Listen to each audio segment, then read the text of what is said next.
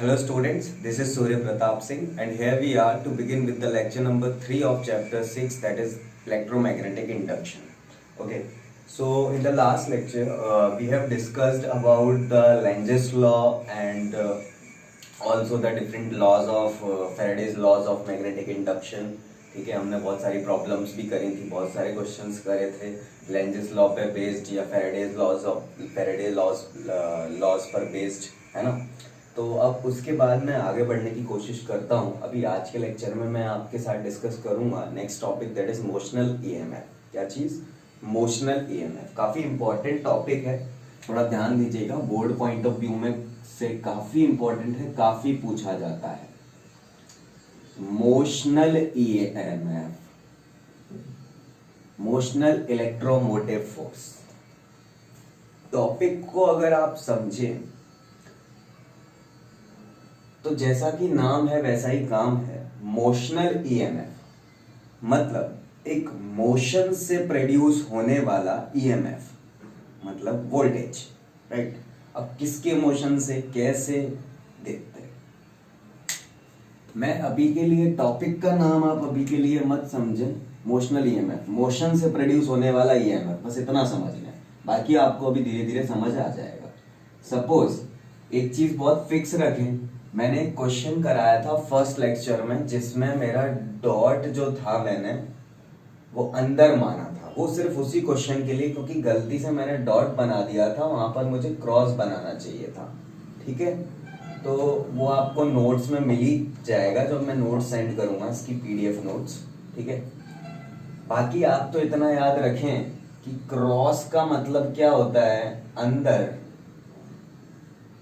और डॉट का मतलब क्या होता है, बाहर। यूनिवर्सल है, आप मान सकते हैं। ठीक है, क्रॉस का मतलब अंदर, डॉट का मतलब बाहर। अब मैं बोलता हूं कि सपोज मैंने एक मैग्नेटिक फील्ड अप्लाई कर दी, cross cross cross up to a certain region, एक रीजन में मैंने एक मैग्नेटिक फील्ड अप्लाई कर दी। ठीक है सर, ओके। अब जब मैंने ये मैग्नेटिक फील्ड अप्लाई कर दी तो इसके बाद मैंने क्या किया, एक रॉड ली या ऐसा कुछ कंस्ट्रक्शन लिया जिसपे मैंने कहा इस तरीके का रेक्टेंगुलर रॉड को रेक्टेंगुलरली ऐसे करके रख दिया और एक रॉड ऐसे रख दी इस पे पी क्यू, इस रॉड को नाम दिया पी क्यू, और बोला कि ये जो पी क्यू है, ये रेक्टेंगुलर जो भी स्लैब है या रेक्टेंगुलर जो भी रॉड है उस पे मूवेबल है। This is movable basically. क्या चीज? मूवेबल।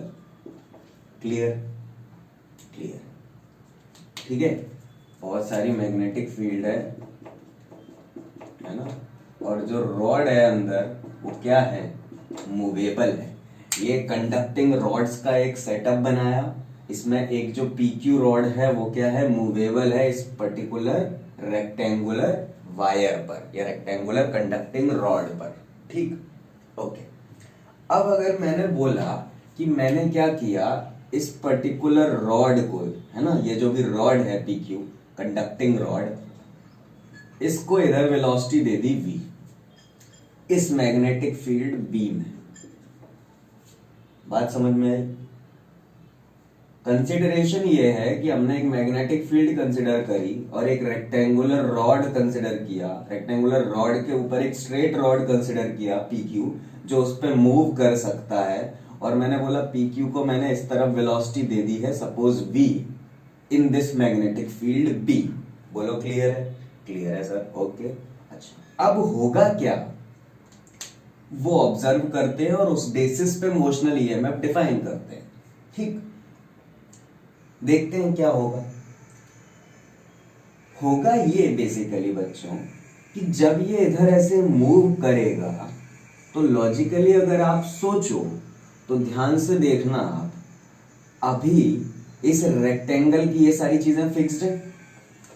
अभी जो, अगर मैं इसको नाम बोल दूं, इसको A बोल दूं, इसको B बोल दूं, तो ABPQ ये जो भी रेक्टेंगल है ना, इस रेक्टेंगल का एरिया वेरिएबल है। क्या है? वेरिएबल है। ध्यान से देखो, जब तुम इसको इधर आगे मूव कराओगे तो इस ए पी क्यू बी का एरिया बढ़ता चला जा रहा है। बोलो हाँ या ना? हाँ सर। मैं जानता हूं कि फ्लक्स, मैग्नेटिक फ्लक्स जो होता है वो होता है मेरा बी डॉट डी ए या बी डॉट ए। बात समझ में आई? यानी कि मेरा जो बी है, डी ए है और कॉस थीटा है, इन तीन चीजों पर मेरा मैग्नेटिक फ्लक्स डिपेंड करता है। हाँ या ना? हाँ सर। अब खुद से सोचो कि हमें क्या करना है। हमें इस मैग्नेटिक फील्ड में जब इस कंडक्टिंग रॉड को मूव कराया गया तो हुआ ये कि इस कंडक्टिंग रॉड में एरिया बदला। इस मैग्नेटिक फील्ड में जो एरिया है ए पी क्यू बी वो बदलता रहा अगर इसकी वेलोसिटी आगे बढ़ाऊंगा मैं तो। और अगर एरिया बदला, सोचो एरिया बदला, मैग्नेटिक फील्ड तो फिक्स्ड है, थीटा भी फिक्स्ड है। Theta is what? Magnetic field between area vector and magnetic field. अब सोचो इसका एरिया वेक्टर कहां होगा?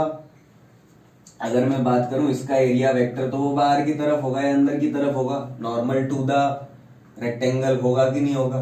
तो एरिया वेक्टर और मैग्नेटिक फील्ड का डायरेक्शन भी सेम है। यानी कि ना तो ये थीटा पे डिपेंड कर रही, ना ये मैग्नेटिक फील्ड पे डिपेंड कर रहा। क्या चीज? Magnetic flux. तो मैग्नेटिक फ्लक्स डिपेंड कर रहा है इस केस में सिर्फ एरिया पे। एरिया बढ़ेगा तो मैग्नेटिक फ्लक्स बढ़ेगा। बढ़ेगा नहीं बढ़ेगा? अब खुद से सोचो, if there is increase in magnetic flux through a loop, एक कोई लूप है वो मैग्नेटिक फील्ड में मूव कर रहा है और उसका इंक्रीज हुआ उसके फ्लक्स में, मैग्नेटिक फ्लक्स में, ठीक, यानी फ्लक्स में चेंज हुआ। कुल मिला के फ्लक्स में चेंज हुआ तो उसमें एक ईएमएफ इंड्यूस होगा कि नहीं होगा? अरे यार, हमने फैराडे के लॉ से क्या सीखा? हमने यही तो सीखा कि if a current carrying loop moves through a magnetic field and if there is changing flux exist inside the loop, अगर कोई चेंजिंग फ्लक्स एग्जिस्ट करता है लूप के अंदर तो लूप के अंदर एक ईएमएफ इंड्यूस होगा या एक करंट इंड्यूस होगा। बोलो बात समझ आई? यानी कि जब इस रॉड PQ को मैं इधर मूव करूंगा तो उसके मूव करने से इस रॉड PQ में एक ईएमएफ इंड्यूस होगा या इस रॉड PQ में एक करंट आ जाएगा जो कुछ ऐसे ऐसे ऐसे या ऐसे ऐसे ऐसे चलने लगेगा इस रेक्टेंगुलर कंडक्टिंग रॉड पे। बात समझ आई? आई नहीं आई? कहने का मतलब कि ये जो PQ रॉड है ये बेसिकली करंट पैदा कर देगी जब ये मूव करेगी। यानी कि ये PQ रॉड जो है ये बैटरी बन जाएगी जब ये मूव करेगी। ऐसा मैं समझ सकता हूं, इमेजिनरी बैटरी बन जाएगी। क्लियर है? बात समझ में आई? देखते हैं। तो इस चीज को ही हमने क्या बोला? मोशनल ईएमएफ बोला कि PQ रॉड के मोशन की वजह से PQ रॉड में पैदा होने वाला EMF is known as motional EMF. अब इसको इंग्लिश में कैसे बोलते हैं? When a conducting rod moves through a magnetic field, the area of the loop changes. That means flux linked with the loop changes. That means an EMF is induced inside the loop in such a way that it opposes the cause by which it is produced. है ना?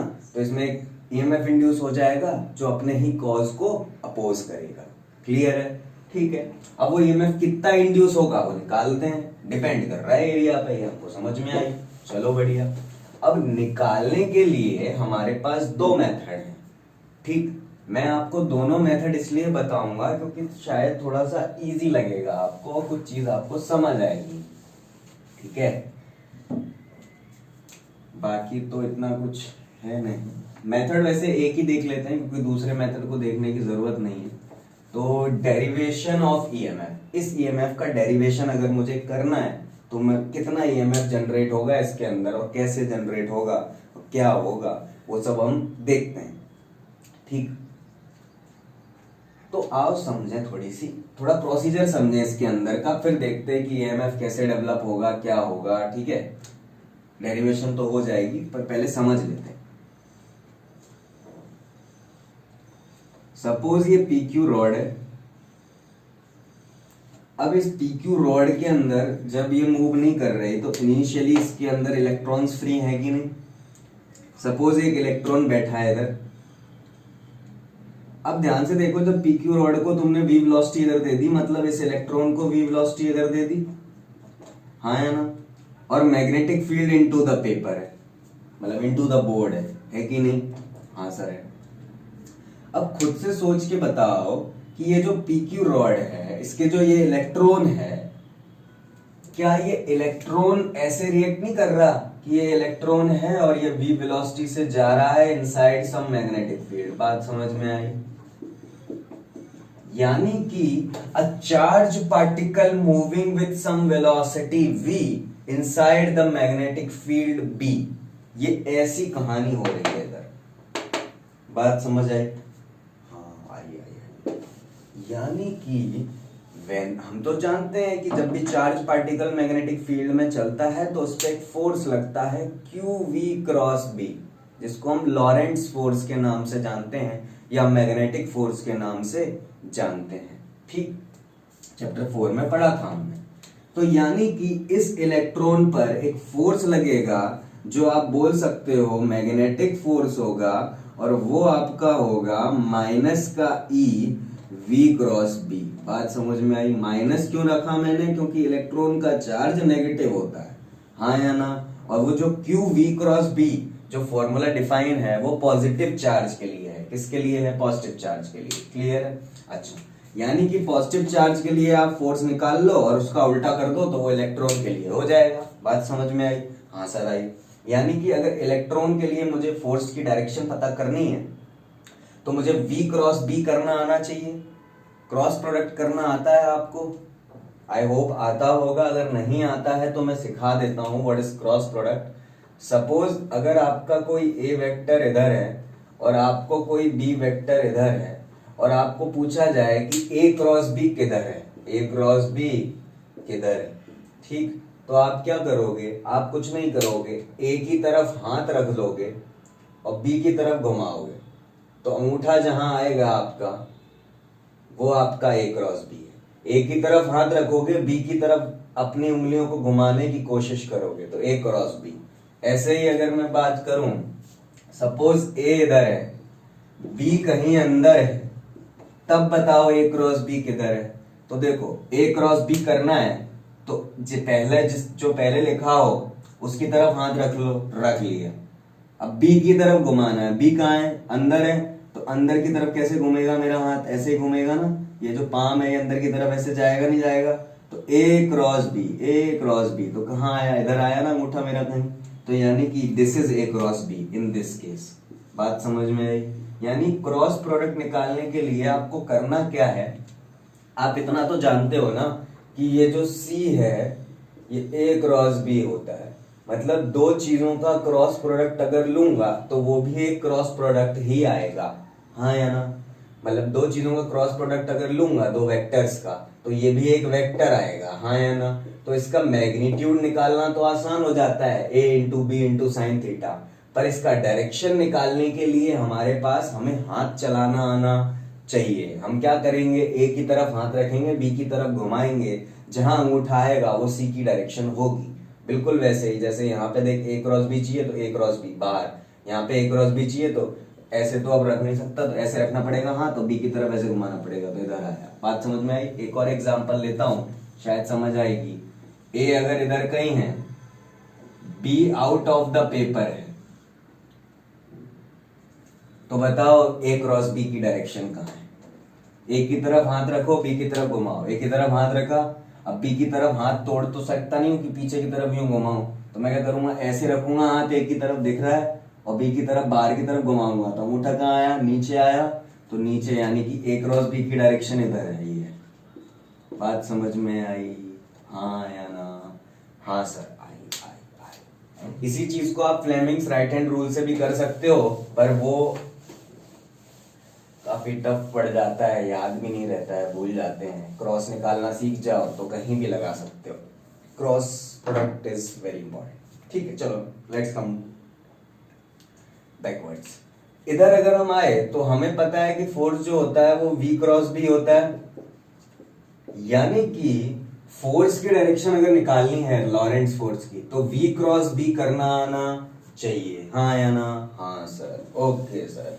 तो V cross B करो बच्चों। देखो यहां पर अगर आप देखो तो V इधर है, B अंदर है, तो ऊपर आया, आया नहीं आया? V cross B, V cross B, V cross B। अब खुद से सोचो आप कि V क्रॉस B ऊपर आया, मतलब पॉजिटिव चार्ज अगर मूव कर रहा होता तो उस पर फोर्स ऊपर लगता, हाँ या ना? ये है नेगेटिव चार्ज, तो इस पे जो मैग्नेटिक फोर्स लगेगा वो नीचे की तरफ लगेगा और वो होगा इतना। बात समझ आई? क्या ये फोर्स की डायरेक्शन समझ में आई सबको? आई होप समझ आई होगी। क्लियर है क्या? क्लियर है। अब खुद से सोचो, जब इस पे एक मैग्नेटिक फोर्स नीचे लगेगा तो एक कंडीशन कुछ ऐसी आएगी थोड़ी देर बाद कि सोच, सारे इलेक्ट्रॉन्स को मैग्नेटिक फोर्स नीचे खींच रहा और सारे प्रोटॉन्स को मैग्नेटिक फोर्स ऊपर खींच रहा। तो proton proton proton proton proton, electron electron electron electron electron, कुछ ऐसी सिचुएशन आ जाएगी आफ्टर सम टाइम टी। मतलब जैसे इसको थोड़ी देर मूव कराऊंगा तो after some time t this situation will arise. All the electrons are separated downwards and all the positrons are separated upwards due to the magnetic force acting on the particle which is moving inside the magnetic field with some velocity v। बात समझ में आई? हाँ sir आई। अब अगर आप देखो तो ये जब इस तरीके की सिचुएशन होगी तो देखो यहाँ एक इलेक्ट्रिक फील्ड आ जाएगी, आएगी कि नहीं आएगी यार? इलेक्ट्रिक फील्ड आएगी ना, पॉजिटिव टू नेगेटिव, हाँ या ना? अब खुद से सोचो, इस इलेक्ट्रिक फील्ड जो ये नीचे की तरफ आई है, ये जो इलेक्ट्रिक फील्ड नीचे की तरफ आई है, ये इलेक्ट्रिक फील्ड अब नीचे के इलेक्ट्रॉन्स को ऊपर मूव कराएगी और ऊपर के पॉजिट्रॉन्स को नीचे मूव कराने की कोशिश करेगी। करेगी नहीं करेगी? मतलब नीचे के इलेक्ट्रॉन को ऊपर फोर्स लगाएगी और ऊपर के पॉजिट्रॉन्स पे नीचे फोर्स लगाएगी। बोल लगाएगी नहीं लगाएगी? यानी कि हम कुछ ऐसी बात समझ सकते हैं कि अब जो इलेक्ट्रॉन रहा होगा बीच में कहीं, यार सारे इलेक्ट्रॉन्स तो नीचे चले नहीं गए होंगे, कुछ ना कुछ इलेक्ट्रॉन्स तो इधर भी कहीं होंगे, इलेक्ट्रॉन प्रोटॉन होंगे नहीं होंगे। तो अब जो इलेक्ट्रॉन बीच में बैठा होगा कहीं, अब जो इलेक्ट्रॉन बीच में बैठा होगा कहीं, उस पर दो फोर्स लग रहे होंगे। एक तो फोर्स नीचे की तरफ उसको खींच रहा मैग्नेटिक फोर्स, और एक फोर्स ऊपर की तरफ खींच रहा उसको electrostatic force due to this electric field. बात समझ में आई? इलेक्ट्रॉन अगर सोच इलेक्ट्रिक फील्ड नीचे है तो इलेक्ट्रॉन पर फोर्स ऊपर होगा, होगा नहीं होगा? तो यानी कि इस जगह पे ये दो फोर्स होंगे, Fe और Fm, हाँ या ना? हाँ सर। अब एट स्टीडी स्टेट, अब स्टीडी स्टेट का मतलब क्या है? स्टीडी स्टेट का मतलब ये है कि ये जो v है ये कांस्टेंट रहे। क्या रहे? कांस्टेंट। अगर वेलोसिटी कांस्टेंट रखोगे तो हम स्टीडी स्टेट पे रीच कर जाएंगे। स्टीडी स्टेट मतलब अब कोई भी चीज समय के साथ नहीं बदल रही, ठीक है? तो जब कोई भी चीज समय के साथ नहीं बदल रही तो उस समय हम बोलेंगे कि जो हमारा Fe है और Fm है वो बराबर हो जाएंगे मैग्नीट्यूड में, हाँ या ना? हाँ, मतलब ये दोनों फोर्सेस बराबर हो जाएंगे स्टीडी स्टेट पे। जैसे ही मतलब इस तरीके की सिचुएशन आएगी, इलेक्ट्रिक फील्ड क्रिएट होगी। फिर से सुन लो बात को, जैसे ये रॉड मूव करी तो इस पे जो इलेक्ट्रॉन था वो नीचे की तरफ मूव किया ड्यू टू मैग्नेटिक फोर्स। सारे इलेक्ट्रॉन नीचे आ गए, सारे प्रोटॉन्स ऊपर आ गए, यानी कि एक इलेक्ट्रिक फील्ड आ गई। ये इलेक्ट्रिक फील्ड आने में थोड़ा तो समय लगा होगा। जैसे ये इलेक्ट्रिक फील्ड आई उससे भी थोड़े समय बाद स्टीडी स्टेट रीच हो जाएगी। स्टीडी स्टेट रीच क्या हो जाएगी? मतलब सोच, ये इलेक्ट्रिक फील्ड बढ़ती जाएगी, यानी ये इलेक्ट्रॉन पे ये जो इलेक्ट्रोस्टैटिक फोर्स है ये बढ़ता जाएगा, और मैग्नेटिक फोर्स तो फिक्स्ड ही है क्योंकि वेलोसिटी तो आपकी कांस्टेंट ही है। तो यानी कि E V क्रॉस B भी फिक्स है, इलेक्ट्रॉन का चार्ज भी फिक्स्ड है, वेलोसिटी भी कांस्टेंट है, तो यानी कि ये मैग्नेटिक फोर्स तो फिक्स्ड है। बढ़ कौन रहा है? बढ़ रहा है ये इलेक्ट्रिक फील्ड, उसकी वजह से बढ़ेगा कौन? उसकी वजह से बढ़ेगा इलेक्ट्रोस्टैटिक फोर्स, हाँ या ना? यानी कि ये Fe और Fe बढ़ता जाएगा और एक सिचुएशन आ जाएगी जहां पर ये Fe और Fm इक्वल हो जाएंगे। जहां पर ये एक Fe और Fm इक्वल हो जाएंगे। तो इस सिचुएशन में अगर आप ध्यान से देखो तो Fe आप बोलते हो कि मैग्नीट्यूड लिखोगे Fe का तो E इंटू ई लिखोगे, यहाँ पर मैग्नीट्यूड मैग्नेटिक फोर्स का लिखोगे तो E V क्रॉस B लिखोगे। बात समझ में आई? E से E कट गया, यानी इलेक्ट्रिक फील्ड का वैल्यू आएगा आपका V क्रॉस B। और अगर आप इस जगह आप ध्यान से देखो तो इस जगह पे चलो E V क्रॉस B तो यहाँ लिख लेते हैं, पर here in this particular case clear है आपको कि जो वेलोसिटी है वो परपेंडिकुलर है मैग्नेटिक फील्ड के। वेलोसिटी इधर है, मैग्नेटिक फील्ड अंदर है कि नहीं? तो वेलोसिटी मैग्नेटिक फील्ड के परपेंडिकुलर है, यानी ये क्रॉस हटाया जा सकता है, यानी E की वैल्यू है आपकी V इंटू बी। बोलो बात समझ में आई? यानी ये जो इलेक्ट्रिक फील्ड इसके अंदर क्रिएट हुई, इस इलेक्ट्रिक फील्ड को मैं वेलोसिटी इंटू मैग्नेटिक फील्ड लिख सकता हूं, हाँ या ना? अब हमें इंटरेस्ट किस में था? हम तो ईएमएफ निकाल रहे थे ना, किसके अंदर कितना आया। तो ध्यान से देख, अगर तूने करंट कैरिंग कंडक्टर पढ़ा हो तो एक कंडक्टर में इलेक्ट्रिक फील्ड आती ना, बैटरी लगाते ही कंडक्टर के अंदर इलेक्ट्रिक फील्ड आती है। मतलब यहाँ इलेक्ट्रिक फील्ड आ रही है, कहने का मतलब यहाँ पर एक क्या लगी हुई है? बैटरी लगी हुई है, यानी यहाँ पर एक क्या है? सोच, इलेक्ट्रिक फील्ड अगर है इधर और इधर, इन दोनों एंड्स के बीच में, तो इन दोनों एंड्स के बीच में एक पोटेंशियल डिफरेंस भी तो होगा। अरे यार, अगर मैं इसको P बोलूं, इसको Q बोलूं, तो इनके across Vp minus VQ is the potential difference, हाँ या ना? तो अगर आप थोड़ा सा ध्यान दें तो इस जगह पे आप इलेक्ट्रिक फील्ड को लिख सकते हैं। अगर इसकी लेंथ में कुछ भी L मान लेता हूं, ये जो कंडक्टिंग ये जो भी PQ है, PQ रॉड है, इसकी लेंथ मैंने क्या बोल दी? L बोल दी। सपोज इसकी लेंथ क्या बोल दी? L। इसकी लेंथ क्या बोल दी? L बोल दी सपोज। तो जैसे ही लेंथ में इसकी L बोलूंगा तो इलेक्ट्रिक फील्ड को मैं क्या लिखता हूं? dV बाई dr माइनस का, हाँ या ना? तो माइनस का पोटेंशियल डिफरेंस, या फिर तुम तो डायरेक्ट समझ low potential difference between two Vp और VQ। तो पोटेंशियल डिफरेंस V, अगर मैं पोटेंशियल डिफरेंस को V नहीं बोलता हूं, सपोज पोटेंशियल डिफरेंस को E बोल रहा हूं क्योंकि V यहाँ पे वेलोसिटी है, तो potential difference E upon L बराबर V इंटू B। तो EMF जो आया वो आया BLV। कितना आया? BLV। यहां से समझ में आया ना यार? इलेक्ट्रिक फील्ड को वोल्टेज अपॉन लेंथ लिखते हैं कि नहीं लिखते हैं? चैप्टर 3 याद है, चैप्टर 2 याद है कि नहीं है? इलेक्ट्रिक फील्ड बराबर minus dV over dr, V by L। तो V की जगह EMF लिखा है बस मैंने, EMF अक्रॉस द एंड्स, तो E by L that is equal to VB, यानी EMF इज BLV। अच्छा, अब EMF तो BLV आ गया, फिर आपसे पूछे कोई कि बताओ ये जो PQAB है, इसमें करंट ऐसे क्लॉकवाइज घूम रहा है कि एंटी क्लॉकवाइज घूम रहा है? वो तो पता करना आना चाहिए ना? आना चाहिए नहीं आना चाहिए? हाँ सर आना चाहिए। अब खुद से सोच, इसका एरिया बढ़ रहा है यानी इसका फ्लक्स बढ़ रहा है, यानी इंक्रीजिंग फ्लक्स की कंडीशन है। इंक्रीजिंग फ्लक्स की कंडीशन है तो हम बोलेंगे कि ये रॉड ये चाहे कि जो फ्लक्स इंक्रीज हो रहा है उसी को डिक्रीज करे, ऐसा करंट अपने अंदर फ्लो करेगी रॉड लेंजेस लॉ के अकॉर्डिंग। तो ऐसा कैसा करंट? ऐसे फ्लो करना चाहिए कि ऐसे फ्लो करना चाहिए? सोच, अगर ऐसे फ्लो करेगा तो ऐसे मैग्नेटिक फील्ड अंदर ही आएगी, यानी फ्लक्स को सपोर्ट करेगी वो चीज तो, हाँ या ना? पर हमें तो इंड्यूस्ड जो मैग्नेटिक फील्ड है वो अपोजिट होनी चाहिए ना इंक्रीजिंग फ्लक्स के केस में। तो यानी हमारा करंट अगर ऐसे आएगा तो मैग्नेटिक फील्ड बाहर आएगी, सोच ऐसे, हाँ या ना? तो मैग्नेटिक फील्ड अगर ऐसे आई तो जो हमारी एक्सटर्नल मैग्नेटिक फील्ड है और इंड्यूस्ड मैग्नेटिक फील्ड है वो दोनों अपोजिट हो जाएंगी, और वो दोनों अपोजिट होनी चाहिए, है ना?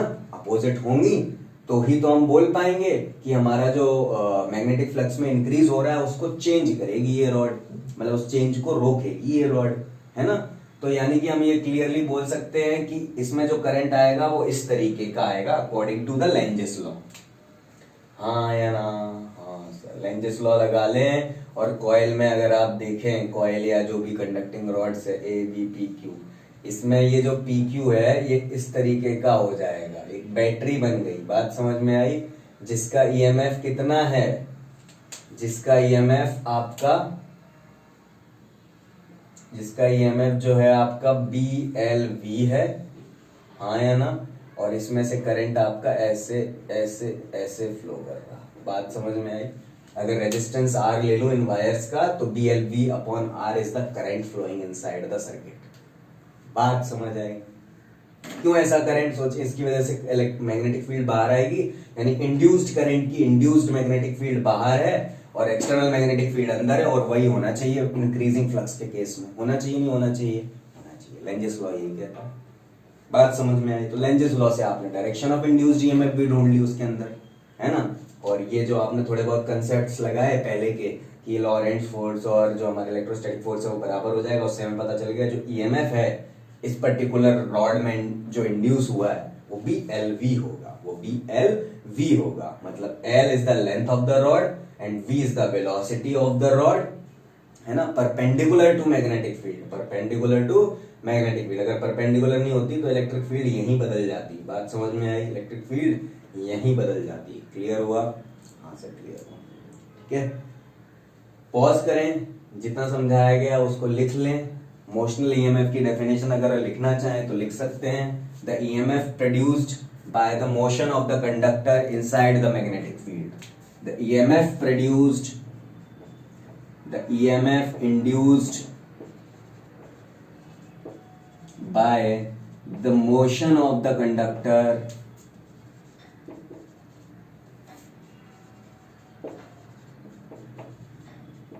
inside the magnetic field. This is known as motional EMF. Pause करें और लिख लें, आगे इसके बाद पढ़ाता हूं।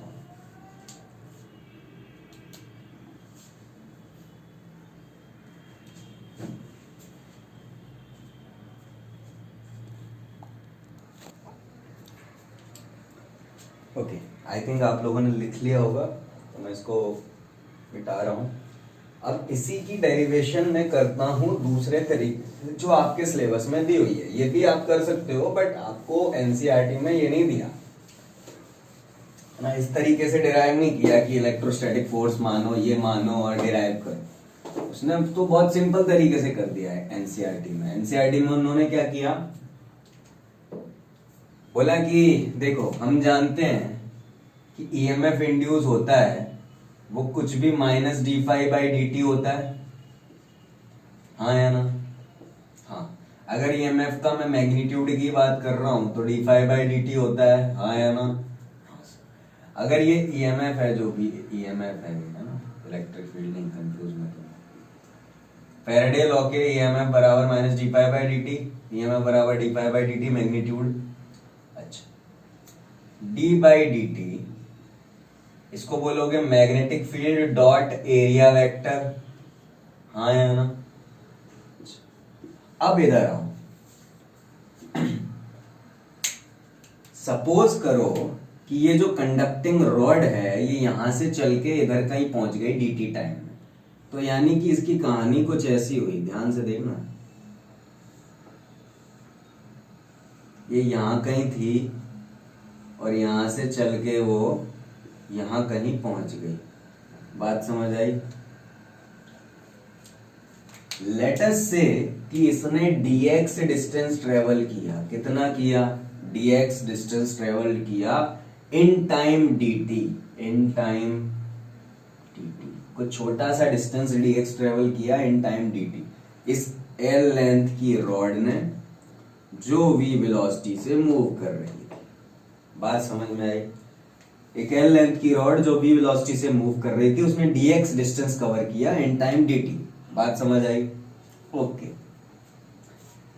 b और डॉट एरिया लिखा है, तो b और एरिया में डॉट प्रोडक्ट अगर आप लोगे इस केस में, तो इसका एरिया वेक्टर भी अंदर है और मैग्नेटिक फील्ड भी अंदर है, यानी b डॉट a, तो डॉट मैंने cos 0 मतलब b और a डायरेक्ट लिख सकता हूं, यानी d/dt of b into a, हाँ या ना। हाँ सर। अच्छा, अब b इंटू a लिखा है तो मैग्नेटिक फील्ड भी देखो यहां पर मैंने कांस्टेंट मानी है, तो b को भी बाहर ले लूंगा, तो b d area by dt। अच्छा, एरिया में भी अगर मैं बात करूं तो एरिया ऑफ द लूप, तो ध्यान से देखो यहां से यहां तक जाने में इसका कितना एरिया है, क्या ये एरिया है, हाँ या ना। और इस एरिया को अगर आप लिखोगे, जो भी चेंज इन एरिया आया है अपॉन टाइम टी, ठीक है, तो जो चेंज इन एरिया आप लिखोगे या जो एरिया लिखोगे इस पर्टिकुलर जगह का, वो आप लिखोगे लेंथ इंटू ब्रेड्थ यानी एल इंटू डी एक्स, हाँ या ना। जो बदलता हुआ एरिया है वो आप यही तो लिखोगे एल डी एक्स, हाँ या ना। एल तो नहीं बदल रहा पर डी एक्स कंटिन्यूसली बदल रहा है, इसलिए एरिया बदल रहा है। Length into breadth area of rectangle L D x, हाँ या ना।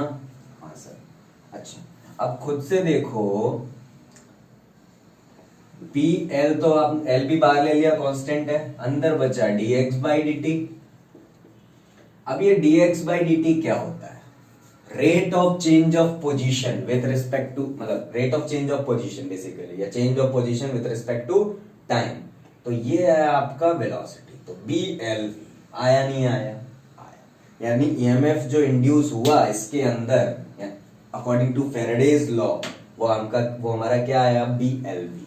तो ये डेरिवेशन आपके सिलेबस में है और इंपॉर्टेंट भी है ना, कि भाई हमने कंसिडर कर लिया ये dx चल गया है, dx चल गया तो EMF d phi by D t लिखते हैं, फाई को बी ए लिख लेते हैं, बी डॉट ए लिख लेते हैं, बी और ए में एंगल जीरो है तो बी ए लिख लो, बी बाहर ले लो, कांस्टेंट है, एरिया की जगह एल इंटू डी एक्स लिख दो। इस पर्टिकुलर जो छोटा सा एरिया आप लिखेंगे इस छोटे सी जगह के लिए जो हमने dx माना है, क्यों हमने dx माना है, क्योंकि हम लिखना चाहते हैं थोड़ा सा इसको मूव कराने पे कितना ईएमएफ इंड्यूस हो जाएगा, है ना।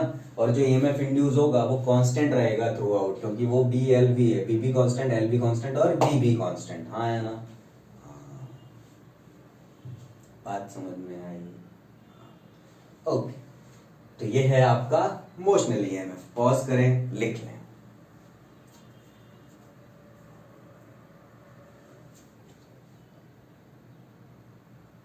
फिर से दोबारा से पूरा लिखें, मोशनल ईएमएफ, ये पूरा, ये पूरा। सेकंड मेथड करके भी लिख सकते हैं कि सेकंड मेथड, वो फर्स्ट मेथड।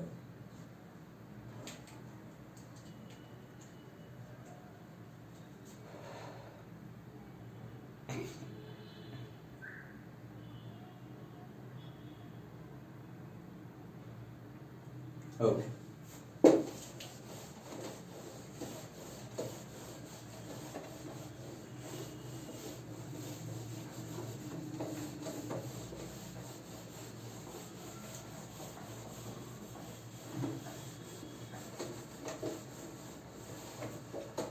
यानी कि हमें ना मोटे मोटे शब्दों में एक चीज समझनी चाहिए, मतलब एक नोट डाल के नोट करके लिखना चाहो तो लिख सकते हो आप। मोटी मोटी चीज वो ये कि जब भी मैं ऐसे कोई कंडक्टिंग रॉड ले लूं छोटी सी, है ना, रेक्टेंगुलर, और उसके ऊपर एक मूवेबल रॉड रख दूं ऐसे, और इसको मैं, इस सेटअप को मैं किस में रख दूं, मैग्नेटिक फील्ड में रख दूं,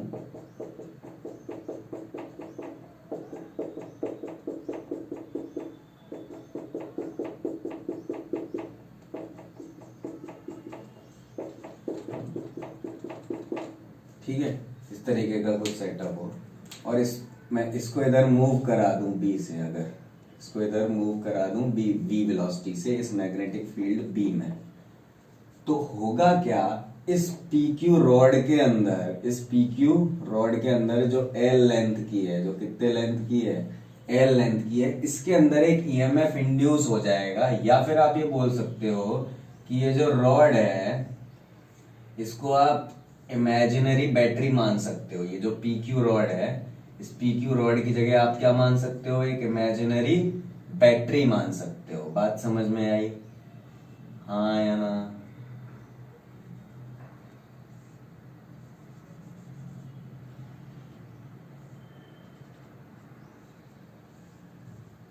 मतलब आप ऐसे समझ लो, ये जो PQ रॉड थी इसके जगह पे इधर क्या बन गई, एक बैटरी बन गई, और इस बैटरी का EMF कितना है, इस बैटरी का EMF BLV है।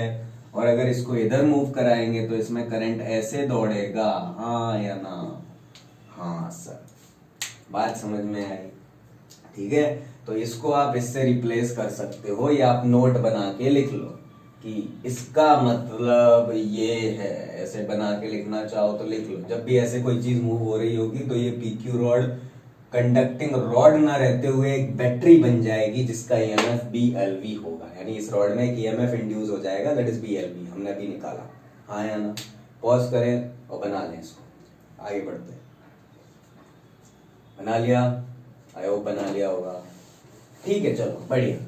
अच्छा, अब मैं क्या करता हूं, मैं एक सवाल कराता हूं। सवाल तो क्या कराता हूं, उसमें आपको बहुत सारी चीजें निकालनी है बेसिकली। अगर आप देखोगे, सपोज एक मैग्नेटिक फील्ड है, अंदर ही है फिर से।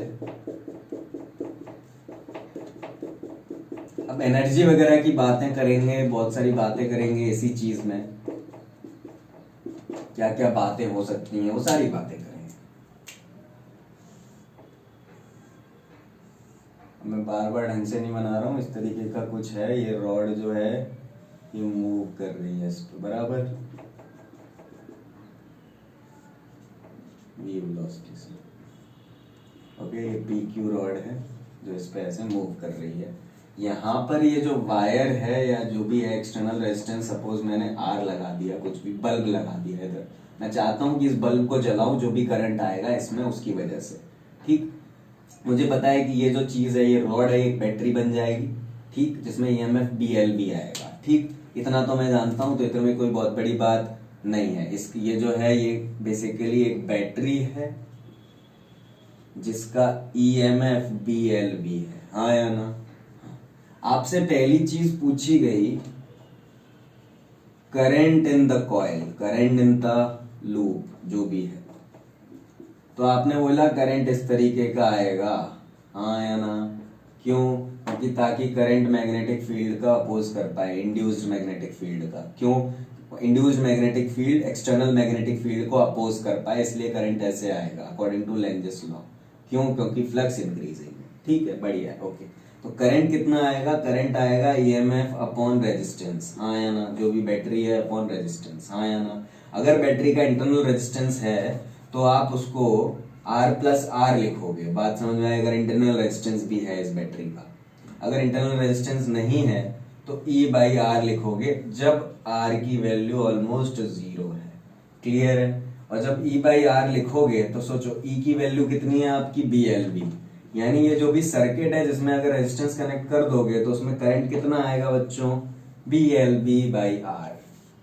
हाँ, I is equal to V/R, Ohm's law, simple.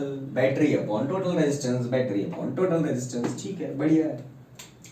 Second चीज आपसे पूछी गई, force required to move PQ with constant velocity V। मतलब कि इस PQ को ऐसे V कांस्टेंट वेलोसिटी से मूव कराते रहने के लिए क्या कोई फोर्स जरूरी होगा? अगर वो फोर्स जरूरी होगा कोई, तो वो फोर्स कितना होगा, ये पूछे। अच्छा सर, ठीक।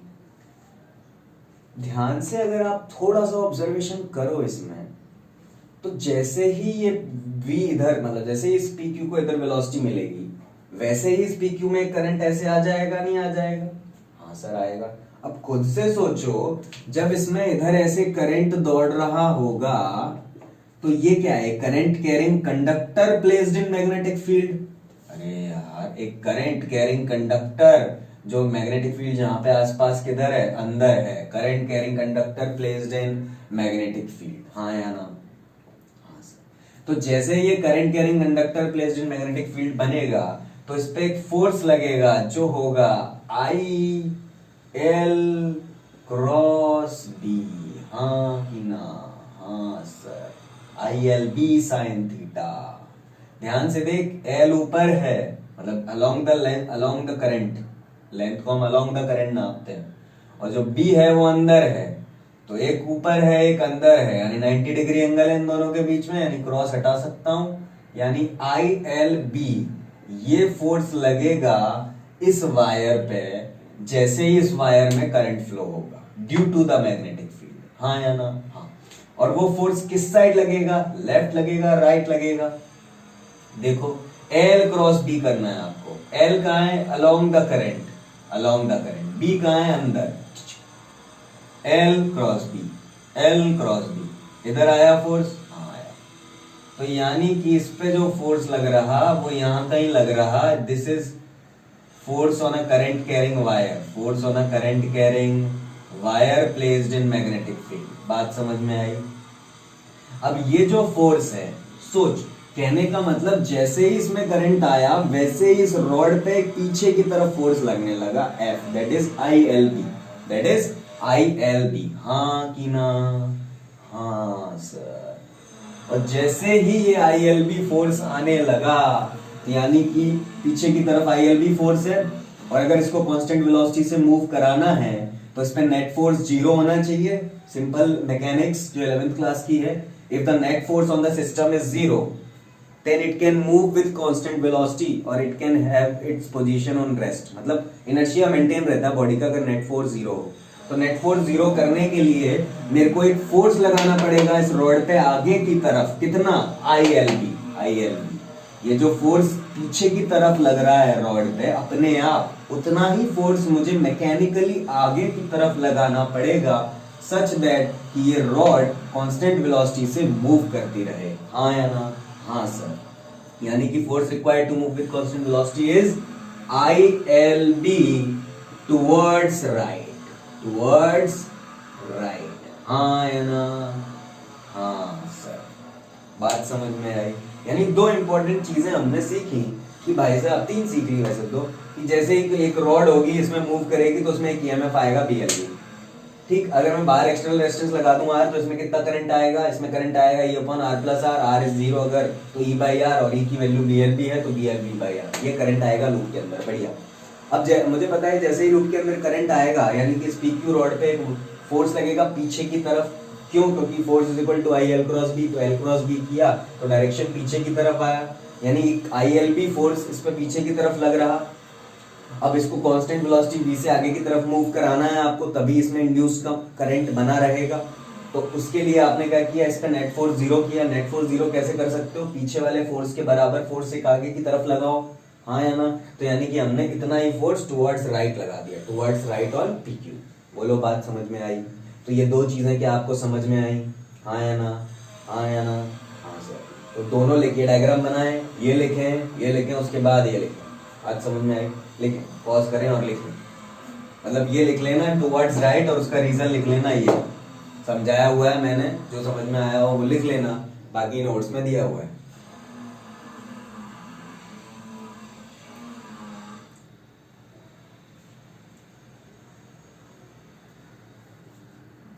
ओके तो आपने ये दोनों लिख लिए होंगे। अब और देखते हैं, इसमें करंट आ गया, फोर्स आ गया, बढ़िया। ओके, दो चीजें निकाल ली हमने कि कितना फोर्स चाहिए होगा उसको कि वो आगे V से मूव करता रहे, तो बोला कि आगे की तरफ ILB फोर्स लगाते रहो तो V से मूव करता रहे।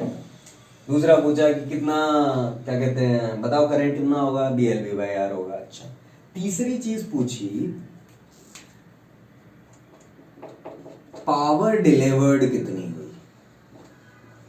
अरे यार, ये जो इलेक्ट्रिकल सोर्स बना आपका, ये बैटरी बन गया ना, तो बैटरी ने एक पावर डिलीवर करी होगी ना, जो इस रेजिस्टेंस पर को डिलीवर करी होगी, जो एज अ हीट डिसिपेट हुई होगी, इधर हुई होगी नहीं हुई होगी। तो मुझे बताओ कि कितनी पावर डिलीवर हुई, कितनी पावर डिलीवर हुई। अच्छा, power delivered by the battery हम जानते हैं V इंटू आई होता है। यहां पर V तो नहीं लूंगा क्योंकि V मैंने वेलोसिटी को डिनोट किया है, तो EI, EMF इंटू आई, जो भी वोल्टेज है बैटरी का इंटू आई। हाँ या ना, तो EMF कितना है आपका, BLV/R। हाँ या ना, और करंट कितना आया आप, सॉरी EMF कितना आया आपका, BLV, और करंट कितना आया आपका, थोड़ी देर पहले निकाला आपने इस सर्किट में, BLV/R। यानी कि जो पावर डिलीवर आई वो कितनी आई, V²L² V²/R। हाँ या ना, हाँ सर, इतनी पावर आई। ओके, अच्छा, power dissipated as heat, power dissipated as heat, मतलब रेजिस्टेंस में कितनी पावर डिसिपेट हो गई हीट के तौर पे, तो power dissipated as heat is I square R, हाँ या ना, हाँ सर, आई स्क्वायर आर, तो आई स्क्वायर की वैल्यू है B L V by R का होल स्क्वायर, क्लियर है, इंटू आर, इसको सॉल्व करोगे तो आपको मिलेगा B square L square V square by R. यानी कि आपने एक चीज ऑब्जर्व करी कि जितनी पावर डिलीवर्ड बाय सोर्स, जितनी पावर सोर्स ने डिलीवर करी, मतलब इस बैटरी जो भी यहाँ पे बन गई थी, उस बैटरी ने जितनी पावर डिलीवर करी वो पूरी की पूरी पावर यहाँ पे हीट में डिसिपेट हो गई, होगी नहीं होगी, देखो ये दोनों चीजें इक्वल है, ये और ये वाला पार्ट इक्वल है कि नहीं, हाँ सर है। यानी कि जो पावर डिलीवर हुई सोर्स के द्वारा उतनी ही पावर डिसिपेट हुई as a heat in this resistor, यानी कि हमारा कंजर्वेशन ऑफ एनर्जी होल्ड करता है ना, energy can neither be created nor be destroyed, it can be transformed from one form to another. Electrical energy heat energy में पूरी की पूरी कन्वर्ट हो गई, इलेक्ट्रिकल एनर्जी हीट एनर्जी में पूरी की पूरी कन्वर्ट हो गई, इलेक्ट्रिकल पावर हीट पावर, मतलब हीटिंग पावर या जो भी कह सकते हो, उसमें पूरी की पूरी कन्वर्ट हो गई, हाँ या ना, हाँ। तो ये उसी में, ये डायग्राम दोबारा मत बनाना, थर्ड और फोर्थ लिख के ये भी आप लिख सकते हो, पॉज कर लो, लिख लो।